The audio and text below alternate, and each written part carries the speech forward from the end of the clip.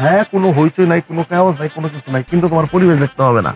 আমরা রুমের ভিতরে ঢুকমু 2 দিন আগে বেরোবো না, ঠিক আছে? খাউন দাউন যা আছে সব কিছু তোমার রুমের ভিতরে পড়বো। Excuse me. আসসালামু আলাইকুম ম্যাডাম। আসসালামু আলাইকুম স্যার। আমাদের রুম লাগবে ভাইয়া, আপনাদের রুম আছে না? অবশ্যই স্যার। দেখুন না, আমার কিন্তু এসি ওয়ালা রুম লাগবে। এসি ছাড়া আমি আবার থাকতে পারি না।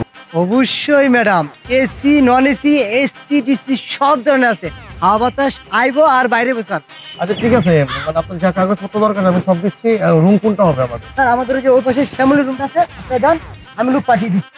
আর শোনেন ভাই, একটা কথা বলে রাখি, আমাদের রুমে জানি কেউ না ঢুকে। কোনো চিন্তা করবেন না, কিন্তু আপনার কি গার্লফ্রেন্ড বয়ফ্রেন্ড নাকি না জামাইবো নাকি নতুন ওই বইবো? আমরা কি সেটা তখন জেনার লাভ নাই। আমাদের এনআইডি দরকার, তো আমাদের রুমটা রেডি করে দেন। আমরা এনআইডি যা যা ফরমালিটি আছে আমরা রুমে বসে করে দেবো। ঠিক আছে স্যার। আর যেটা বললাম আপনাকে, বিনা অনুমতিতে জানি কেউ আবার গেট খটখট না কোনো করে। চিন্তা করবেন না স্যার।